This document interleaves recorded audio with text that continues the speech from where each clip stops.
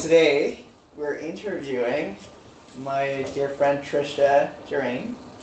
What an honor. Yeah, it is an honor to be here with you. Trisha, would you tell us a little bit about yourself? Sure. Okay. So I've been in BC for about 11 years now. I came out for school. Initially, I actually went to Trinity. Okay. That's how we met. And did my undergrad there. I did psych with a human services certificate. And then after I took like a year and a half off, maybe 2.5 years. And then did my master's of counseling at City University, just generally, so no specialization. And now I work for 2 private practices. I'm at one in Coquitlam and one in Surrey, and then I do some group work on the side. Cool. So I specialize, or I have more training in men's mental health and couples counseling. I feel like with men's mental health, that's kind of, I have a good grasp on that. How many years of experience did you mention that you've had as a counselor? Almost at 2 years. Okay. But what's the typical population that you tend to serve? So for me, I don't work with any kids. Kids not my forte. Okay. So 18 and up. 18 and up is where I connect better with clients, and it feels more rewarding to how the process is paced. Having someone with fully developed brain, mostly, and able to intellectualize and have more emotional capacity is just a better fit for me. Now, I do work with a lot of men, so a lot of males in my caseload, just because my specialties, include men's mental health and then anger. That's awesome. How about we go a little bit further into your theoretical orientation? Could you tell us a little bit about it? Sure. Yeah, so my main theoretical approach is centered in EFT. Okay. So I have emotionally focused individual therapy training pretty extensively. And so EFT principles of that are stemmed from attachment theory. That's the main foundation. And so it's really just focused on someone as their secure selves, being okay on their own, but also finding the balance of leaning on others, accepting help from others, and of course, having a good grasp of their emotions, how they express it, understand it, self-soothe. So that's kind of the gist of EFT, just being in a better emotional space and having that emotional balance. And it's research-based, and I've honestly loved doing the encounters. I was showed in that video at some point. With the encounters, it's just pretty crazy how effective they are with clients. Right. And makes sense because it's all research based. They really put in the time and consideration with the modality, and it shows. As soon as I got trained in it and I did an encounter for the first time, I was surprised that it was so effective, but that just kind of validates, this is a modality that's effective for me in my approach and my clients so far. And so I think. What made you choose that as your theoretical orientation? I think just the key piece being emotion. Even though maybe it's cliche as a counselor, obviously emotion's a big focus for us, and it's all research based. So the only way you can process emotion is through it. You can't suppress it, you can't avoid it, you can't skirt around it. And so that's the premise of EFT, emotionally focused therapy. It focuses on the emotion. It does it in a very strategic and natural way, which is what I like. Do you find that there are any additional techniques or approaches that you tend to blend in your practice with EFT?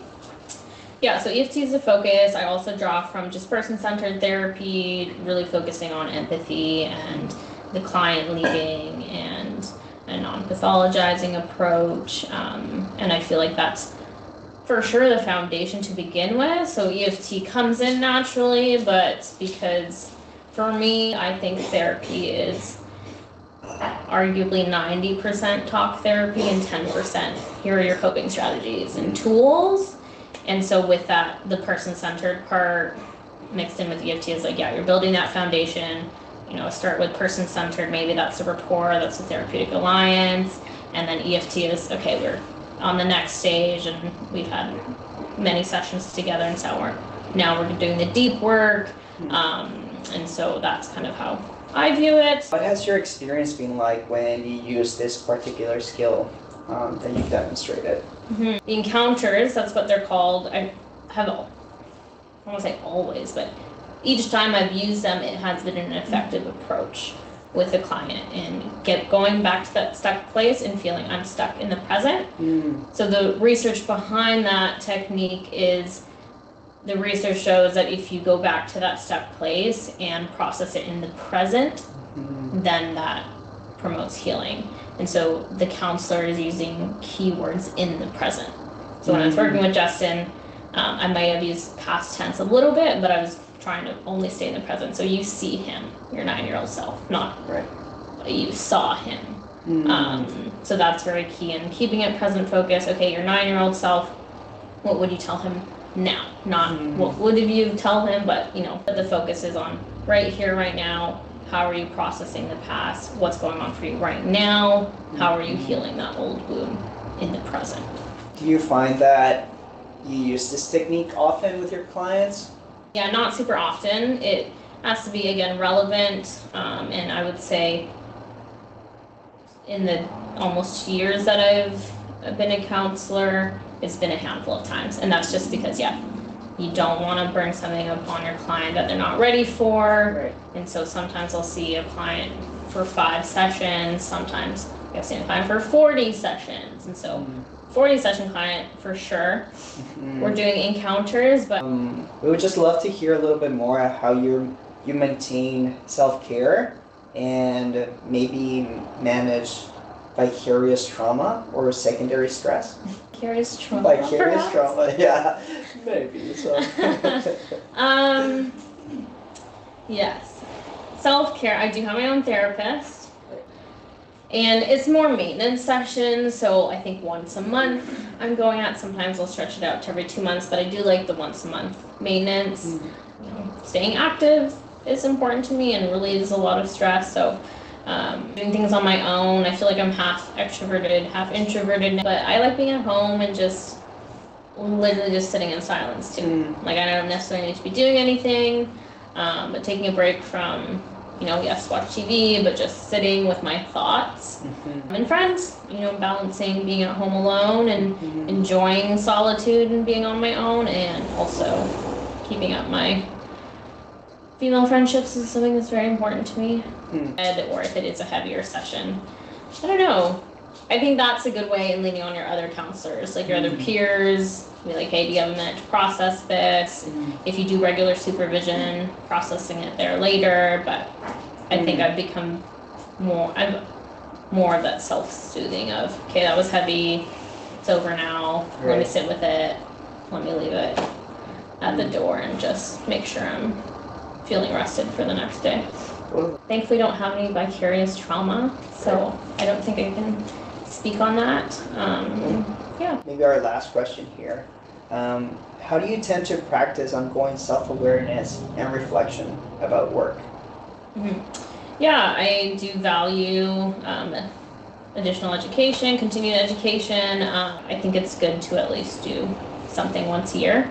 At least one thing a year, I feel like is a good place to be at, and just keeping up to date. Maybe as we close, I don't know if you have any last statements or encouragements that you would like to pass along to future counselors. If you're not sure what you want to train in, that's totally okay. I think I did some trainings, my second year of, okay, this is what I think I want to do, and it remained relatively the same, but even after I graduated, and even now, I'm like, okay, maybe I want to explore this, or try this out. And awesome. Well, thank you, Trisha, for the time and for welcoming us to be part. Thank you guys, it was great.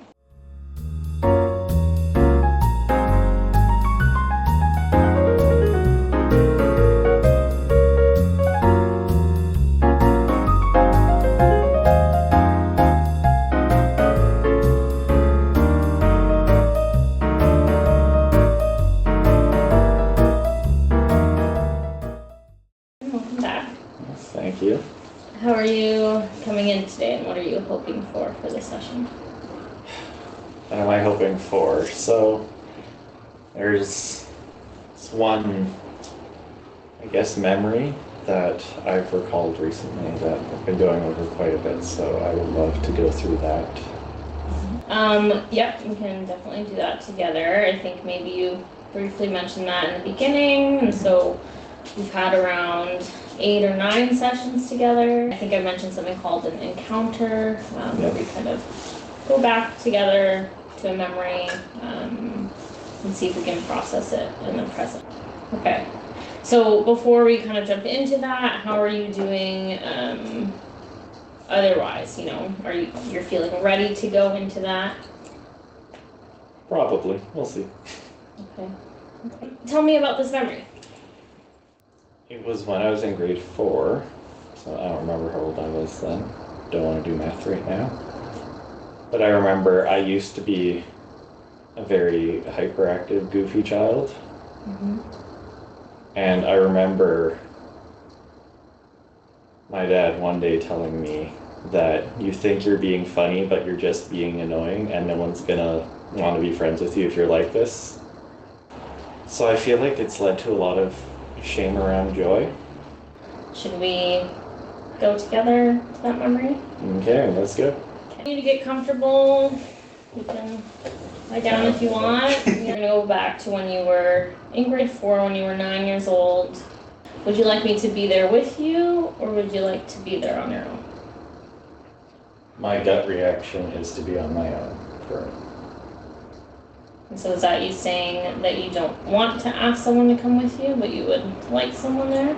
I don't want to ask someone to be there. If you are okay with being there, then you can stop by. If you will have me, I will be there with you. Yeah, let's just focus on the quiet right now. Just, if there's any distractions, see if you can get rid of those and focus on the present moment. You're 9 years old. What would you typically be wearing?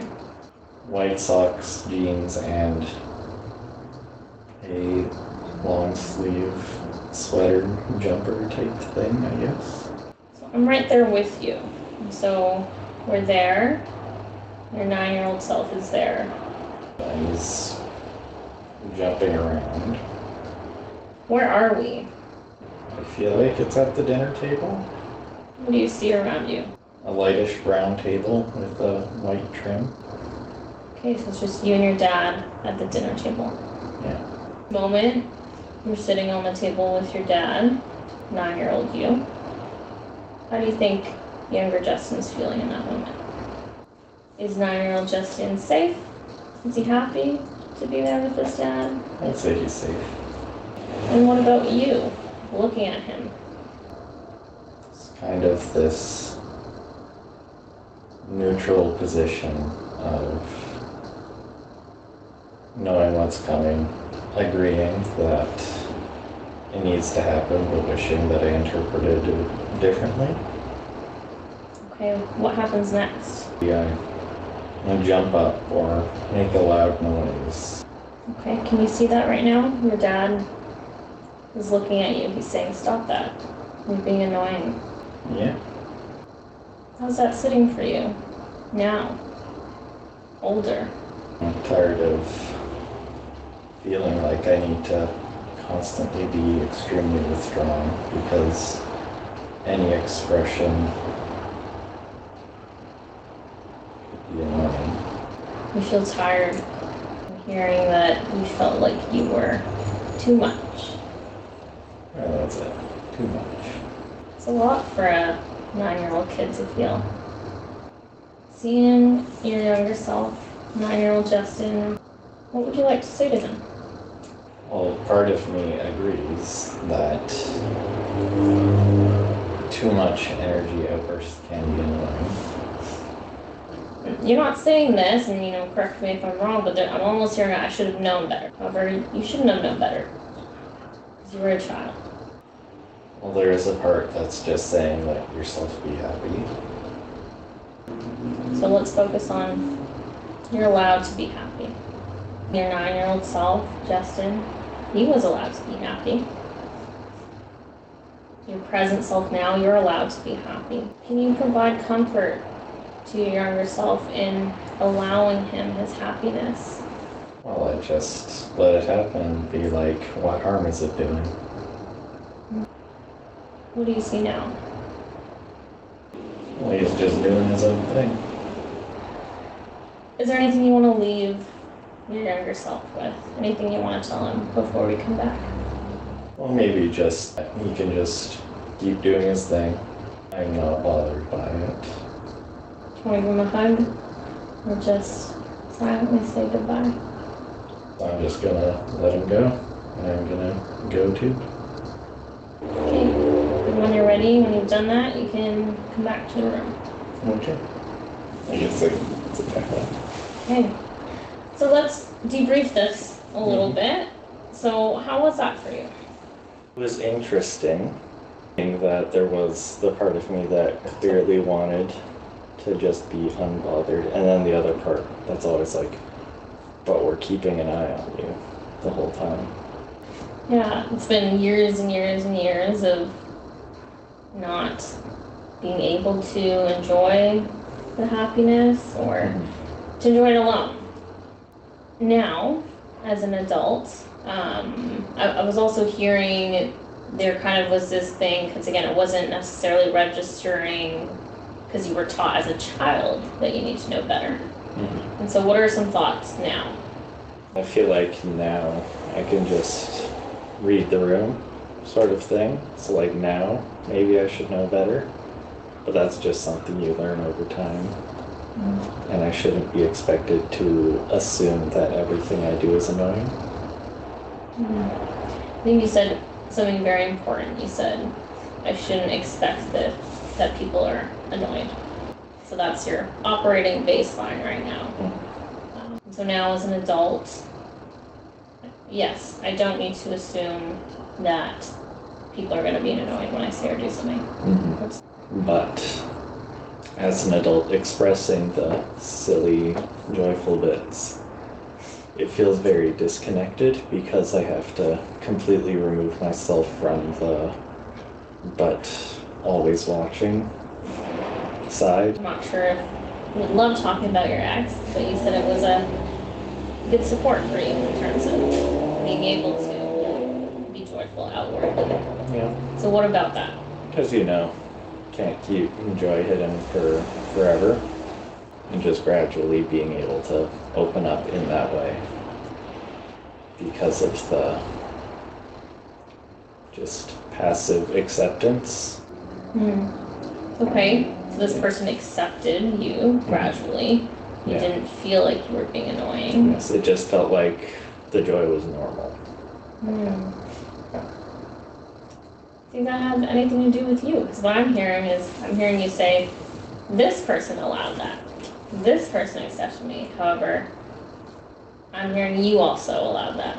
You also accepted yourself in that moment. This other person was also goofy, silly, and I was accepting of that, so it's kind of a, why wouldn't I allow myself to be accepting of myself when I am of this other person? I'm hearing a block. So I want you to slowly challenge your window of tolerance when you are around other people. Allow yourself to say what you want to say. I heard hugs being something that's been, okay, maybe people don't want that. It's like, hey, can I give you a hug? Make it casual and see what comes up for you. How does that sound?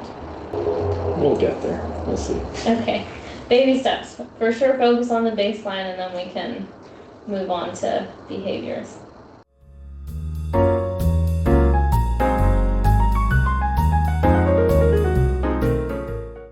My experience going through that session was I was ready to just dive into it. She had said at the beginning that she wants to apply a technique that's typically used for clients who are on like 8, 9 sessions.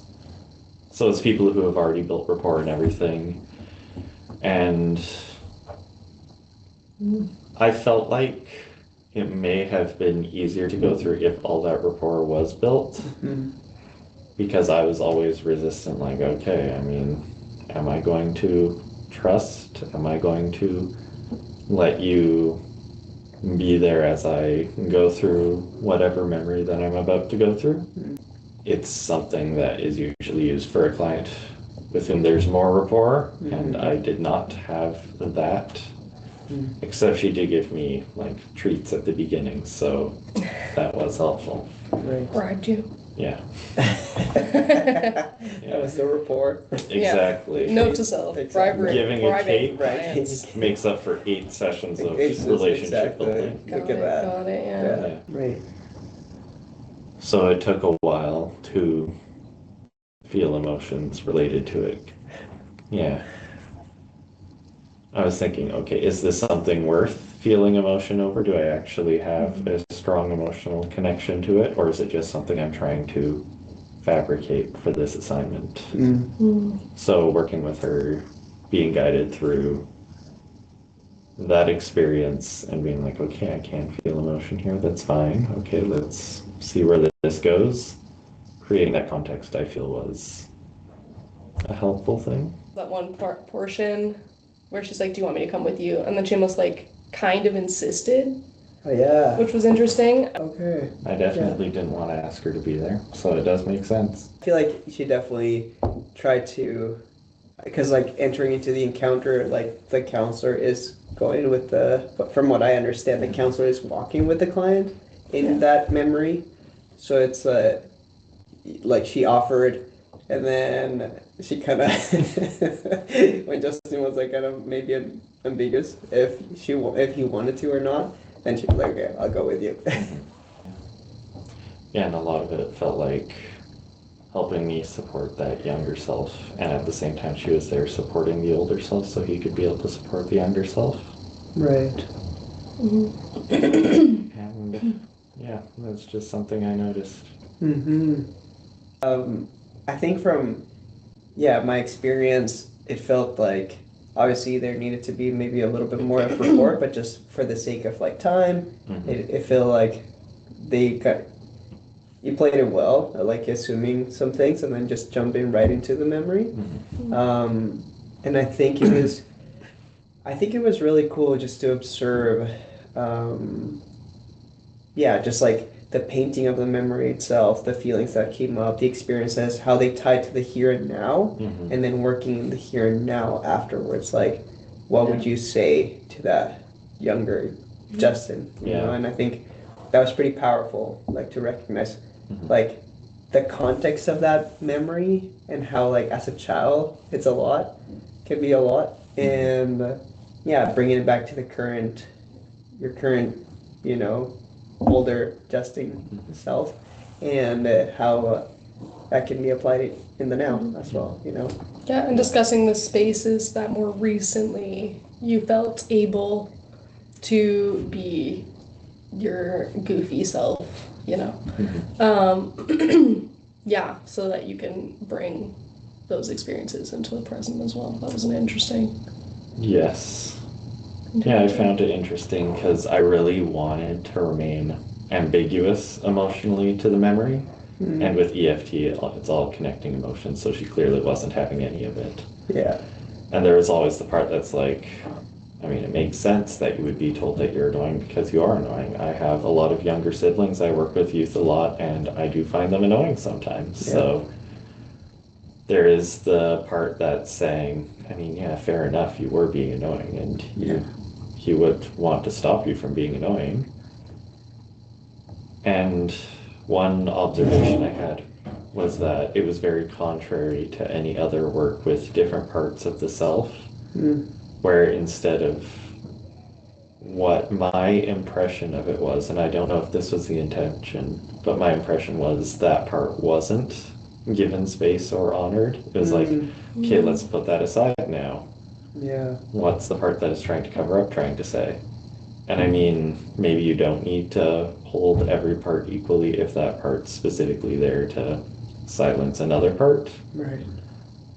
But even as the part that was silenced was able to speak, the other part was still clamoring to have a say. Yeah. Mhm.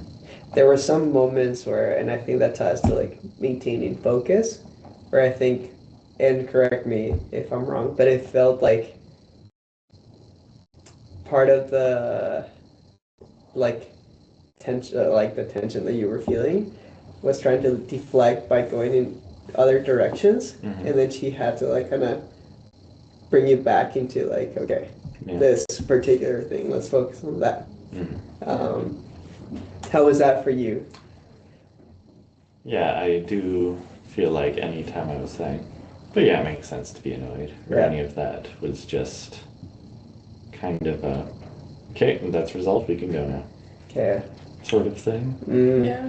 So just, Yeah, you definitely like would talk about an emotion and like tie it up in a bow and Yeah. then kind of tried to leave it. Leave like, it, yeah. It's done. It's like, let's I don't unpack, need that yeah. anymore. It makes sense that it was annoying though, because Totally, like yeah. I work with a little like, and then you're just like, okay, done. Yeah. Yeah, I feel like Yeah. I definitely saw that. Totally. So yeah, just the maintaining focus. And I guess that's why she would be like, okay, let's put that part away Yeah. and let's focus on the emotion and the experience, the encounter that's going on. Right. So, like, it felt for me, at least, it was like when the option you would say like what the younger self would want to say, or like what you would want to say to the younger self, but then you would immediately go into the other, let's say, call it the part of you that is more like critical. Yeah. And I think like she was inviting you, because I feel like that felt, at least from the session, it felt like that's the natural one kind of speaking. And emotionally, I think she maybe was trying for you to like explore more how it felt to listen to the other, like Yeah. this part of you that is like trying to say, just kind of be with the younger self, what they need to hear in that moment. And I think, and to allow yourself to feel that. So I think I found that portion, maybe it was what she was intending to do, and more EFT related. Yeah. And with this one, it just felt like this, like, let's give an opportunity to this voice to speak, since this voice seems to be the dominant one. Yeah. That's kind of my experience of it, but Yeah, no, I think that's like accurate to what I was thinking as well. Yeah, because the focus she was saying was on the emotional experience, and the silencing part wasn't an emotional experience, it was just the trying to stop it. So I suppose getting rid of the things that are stopping the emotional experience would be the goal. yeah, or maybe just kind of bracketing and allowing the space to listen to that. The next one is like establishing safety. Okay, So it's like they kind of go hand in hand, Hand the in two, hand. anticipate contact and establish Right. safety. So in your session, how was safety was established? that? Yeah, how did we Like, there were just the natural attending and everything to make me feel like, okay, this person's a safe person, but I went there under the assumption that, okay, this is safe enough. I'll be Okay. fine. I think she did say something. Yeah. Like, to like, would you be okay going into them? Like, kind of like Oh, yeah, asking. pre-session. Yeah. Like, Yeah, almost asking like Yeah. for consent almost to go consent. back. Yeah. Like, how are you feeling? Like, just checking in to know if, like, you were prepared to jump Yeah. into it. And then going with you, like the offer of going Yeah. with you, I think was a big part of that too, where it's Yeah. like, do you want to go alone or do you want me to go with Yeah. you? Was probably part of that as well. Yes, the permission aspects would create safety. Did it? You sound like Yes. you're analyzing it secondhand. I'm analyzing everything at all times. Got it. Okay, so yeah, like that's how you establish safety was through. Through the consent and like providing like a guidance and like offering of walking with you, I guess. Being with you in that past Yeah. memory. Yeah. Great. We're done.